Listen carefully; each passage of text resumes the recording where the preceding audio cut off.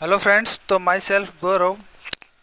तो हमने पिछली वीडियो में डिस्कस कर लिया था कि ट्रांसपोर्ट ऑफ फूड तक। तो अब हमारा जो लास्ट पोर्शन है वो डिसऑर्डर ऑफ डाइजेस्टिव सिस्टम बच रहा है, ठीक है।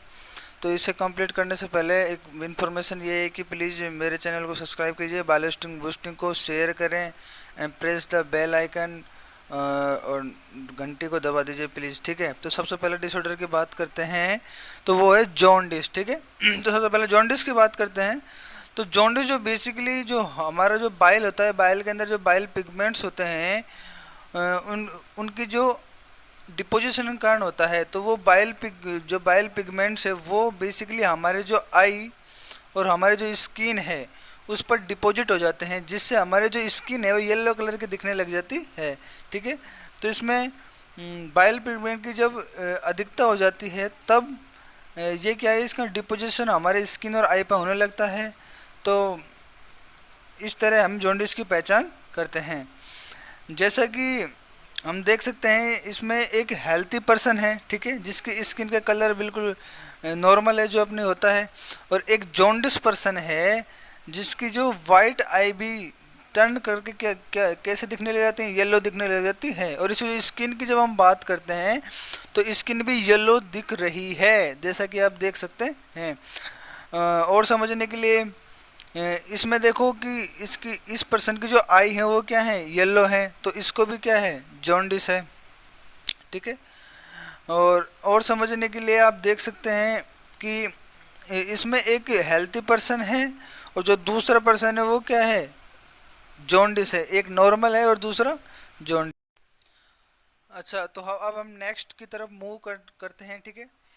तो नेक्स्ट क्या है, नेक्स्ट है वोमिटिंग एंड नोजिया, जैसे कि आप देख रहे हैं, ठीक है। वोमिटिंग और नोजिया में क्या होता है, ejection of stomach content through the mouth, ठीक है। तो इसमें क्या होता है, जो भी हम कंटेंट या कोई भी फूड वगैरह खा रहे हैं वो स्टोमक से होता हुआ माउथ के थ्रू क्या लगता है, बाहर इसका क्या हो जाता है, इजेक्शन हो जाता है, ठीक है। इसमें जैसे आप देख रहे हैं कि इस पर्सन को क्या हो रही है, नोजिया, ठीक है। तो इसमें एक कंडीशन में वोमिटिंग आने से पहले हमें एक नोजिया जैसी कंडीशन फील होने लगती है, मतलब नोजिया मतलब हमें बेचैनी सी होने लग जाती है, ठीक है। और जिससे हमें क्या होता है, वोमिटिंग होती है, ठीक है। और जो वोमिटिंग का जो हमारा सेंटर है, ठीक है, हमारे ब्रेन के अंदर एक वोमिटिंग सेंटर होता है, ठीक है। वो इसको कंट्रोल करता है, ठीक है। जब इसकी एबनॉर्मलिटी हो जाती है तो ये क्या करने लगता है, वोमिटिंग होने के चांस बढ़ जाते हैं। तो कभी कभी आपने देखा होगा कि हॉस्पिटल वगैरह के अंदर ये भी लिखा होता है कहीं पे कि डो नॉट यूज, यहाँ पे वोमिटिंग करने के लिए यूज नहीं है, ठीक है। आप अच्छी तरह से देख। तो थर्ड वन की तरफ मूव करते हैं। तो थर्ड वन है डायरिया, ठीक है। तो डायरिया की हम बात करते हैं। तो डायरिया में क्या होता है कि abnormal frequency of bowel movements and increase liquidity of fecal disorder है ये, ठीक है। तो इसमें क्या होता है, बेसिकली इसमें जो होता है, इसमें जो हमारा जो फूड का जो एब्जॉर्प्शन हो रहा था प्रॉपरली वो रिड्यूस होने लग जाता है। तो जैसे ही हमारा जो फूड का जो एब्जॉर्प्शन है रिड्यूस होगा, तो हमारे फीकल के अंदर जो लिक्विडिटी है वो क्या होने लग जाती है, इंक्रीज होने लग जाती है। और वो जो फीकल है एक एब नॉर्मल फ्रीक्वेंसी के अंदर लिक्विड फॉर्म से बॉडी के अंदर बाहर निकलने लग जाता है, ठीक है। तो इसमें भी मतलब ऐसा ही है। तो नेक्स्ट की तरफ मूव करते हैं। तो नेक्स्ट है कॉन्स्टिट्यूशन, ठीक है। कॉन्स्टिट्यूशन में क्या होता है, बेसिकली जब हम कॉन्स्टिट्यूशन की बात करते हैं तो कॉन्स्टिट्यूशन में जो हमारा फीकस है, ठीक है, जो हमारा अनडाइजेस्टेड फूड जिसको हम फीकस बोल रहे हैं, वो feces are retain within the colon, ठीक है। तो जो फीकस है वो कोलन के अंदर रिटेन होने लग जाता है, मतलब वहाँ पे जमा होने लग जाता है एज द बाउल मूवमेंट, ठीक है, अकर इरेगुलरली, ठीक है। तो ये क्या होने लग जाता है, इरेगुलरली वहाँ पे क्या होने लग जाता है, एक तरह से रिटेन होने लग जाता है। अब जब वो हमारी कोलन जो हमारे लार्ज इंटेस्टाइन का पार्ट है वहाँ पे इकट्ठा हो जाएगा, तो हमें इजेक्शन करने में जो हमारा फीकल को जो फीटस है, फीटस सॉरी, जो फेसिया बोलते हैं जिसको हम फीकल है, उसको इजेक्शन करने में प्रॉपरली हमें बहुत ज़्यादा क्या करना का पड़ेगा, बहुत ज़्यादा हार्डनेस होगी, ठीक है। तो इसमें भी क्या है कि हम मतलब परेशान से रहने लग जाते हैं, हमें मतलब अच्छा अच्छा फील नहीं होता है, ठीक है। तो ये कंप्लीट हो गया। अब हम नेक्स्ट की तरफ मूव करते हैं। तो नेक्स्ट जो हमारा है वो क्या है, इनडाइजेशन, ठीक है। तो अब इनडाइजेशन में क्या होता है, इनडाइजेशन में बेसिकली क्या होता है, इस कंडीशन में हम क्या करते हैं, फूड जो होता है हमारा इज प्रॉपरली नॉट डाइजेस्टेड, ठीक है, टू फीलिंग ऑफ फुलनेस, ठीक है। तो इसमें क्या होता है, जब हमारा जो फूड है वो प्रॉपरली डाइजेस्ट ही नहीं हो पाता है। अब हमारा जब फूड प्रॉपरली डाइजेस्ट नहीं होगा तो हमारा जो पेट है, हम कुछ भी नहीं खाएंगे ना, उसके बावजूद भी हमारा जो जो हमारा पेट है वो क्या, हमें फुलनेस फील होगा, मतलब हमें एक ऐसी फीलिंग आएगी जैसे हमारा पेट भरा हुआ है, तो कुछ भी खाने का मन नहीं करेगा।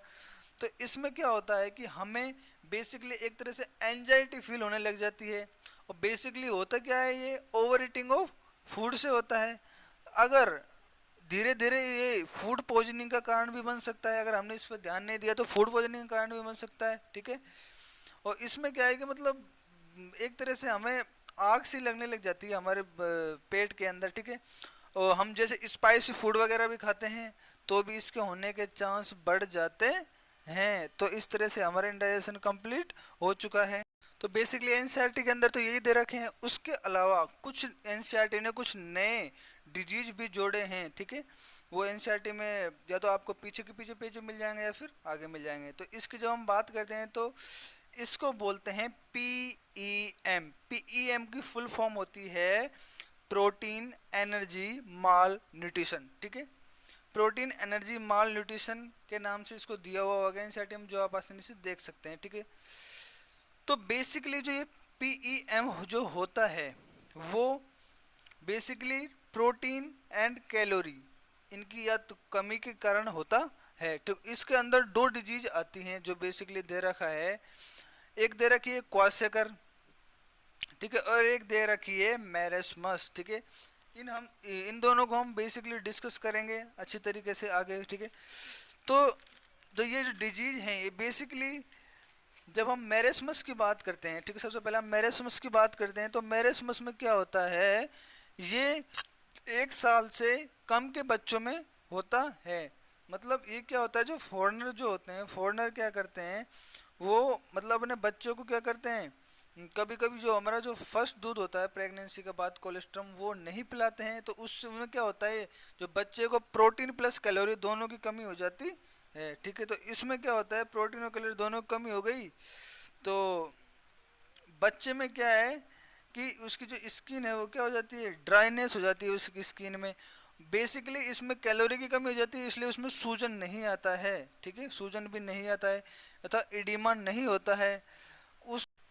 और जब हम देखते हैं उसकी स्किन ड्राई है, ठीक है, ये बता दिया, एडिमा भी नहीं होता है। एडिमा मतलब सूजन नहीं आता है क्योंकि फैट वगैरह जमा नहीं होगी। उसके अलावा जो उसको वेट है प्रॉपरली उसका वेट डिक्रीज होने लग जाता है और उसकी जो ग्रोथ है वो भी डिक्रीज होने लग जाती है, ठीक है। और ब्रेन का डेवलपमेंट भी डिक्रीज होने लग जाता है, ठीक है। तो इस मेरेस्मस कंप्लीट हुआ। मेरेस्मस के बाद दूसरा आता, तो क्वाशेकर जो होता है, क्वाशेकर की बात करें तो क्वाशेकर 1 से ज़्यादा की जो उम्र के बच्चे होते हैं, 1 साल से ज़्यादा के, उनमें उनके अंदर होता है। और इनमें बेसिकली प्रोटीन की कमी हो जाती है। अब लेकिन इनके अंदर कैलोरी की कमी नहीं हो पाती है, ठीक है। तो कैलोरी की कमी नहीं हो पाती है तो इनमें फैट तो जमा होगी, तो अर्थात इनमें एडिमा वाली कंडीशन आ जाएगी। उसके अलावा थिकनिंग ऑफ लिम्स, ठीक है, क्योंकि लिम्स क्या होने लग जाती है, थिक होने लग जाती हैं। उसके अलावा थिनिंग मतलब पतली होने लगती है, सॉरी। उसके अलावा फेलियर ऑफ ग्रोथ, यानी ग्रोथ क्या होने लगती है, कम होने लग जाती है। ब्रेन डेवलपमेंट भी कम होने लग जाता है। उसके अलावा swelling of food, swelling of body, sorry, swelling of body के अंदर स्वेलिंग आ जाती है। जैसे कि आप इस डायग्राम में देख रहे हैं, क्वाशेकर जो ये डिजीज है जिसमें लिख रहा है कि प्रोटीन के जो अमाउंट है वो बॉडी के अंदर कम हो जाती है। और ये जो डिजीज है usually found in countries where is good food is not readily available. मतलब ऐसी जो कंट्रियां होती हैं जिनके अंदर फूड तो मिलता है लेकिन उस फूड के अंदर प्रोटीन प्रॉपरली नहीं मिल पाती है। तो इस कंडीशन में क्या होता है कि उस बच्चे को क्वाशेकर जैसी डिजीज का सामना करना पड़ता है, जिसमें वो जिसमें वो प्रॉपरली मतलब एक तरह से डेवलप नहीं हो पाता है, ठीक है। या तो उसकी ग्रोथ रुक जाएगी, ब्रेन डेवलपमेंट कुछ ऐसी कंडीशन आ जाएगी। तो जब हम इन दोनों की बात करते हैं, क्वाड्रिसेकर और मेरेस्मस, ठीक है, अब हम इन दोनों के जो डिफरेंस की बात करते हैं तो डिफरेंस ये है कि ये जो चिल्ड्रंस होता है, जो क्वाड्रिसेकर के अंदर 1 से 5 साल की एज में होता है, मेरेस्मस 1 से कम साल की एज में होता है। ये होता है जो लो प्रोटीन के कारण, क्वाड्रिसेकर लो प्रोटीन के कारण होता है। उसके अलावा माइल्ड ग्रोथ रेडिएशन हो जाती है, mild radiation in body, weight weight घटने लग जाता है। उसके अलावा जो एब्डोमेन एंड जो जो इसका सब सबक्यूटेनियस जो फैट है वो क्या हो जाती है, रिजर्व होने लग जाती है, मतलब जमा होने लग जाती है बॉडी पे। रिब्स आर नॉट वेरी प्रोमिनेंटेड, ठीक है, रिब्स भी मतलब ऐसी होने लगती है। उसके अलावा इसमें इडीमा वाली कंडीशन आ जाती है, मतलब स्वेलिंग होने लग जाती है बॉडी पे, ठीक है। उसके अलावा कुछ प्रोटीन की जो रिक्वायरमेंट बढ़ने लग जाती है, जिससे जिससे आगे जाकर जैसे जैसे बच्चा डेवलप करेगा तो उसमें मतलब और भी डिजीज होने की कंडीशन बढ़ जाती है। जैसे अब मेरेस्मस की बात करें तो इसमें क्या हो जाता है, जो सर्वर ग्रोथ रिड्यूशन, मतलब ग्रोथ की रिड्यूशन इसमें भी कम होने लग जाती है। लेकिन ये बच्चा बिल्कुल ही दुबला पतला हो जाता है, बिल्कुल दुबला पतला, मतलब इसमें जो वेट है वो क्वाड्रिसेकर की तुलना में बहुत ज़्यादा घटने लग जाता है, ठीक है। उसके अलावा इडीमा वाली कंडीशन इसमें नहीं आती है, ठीक है।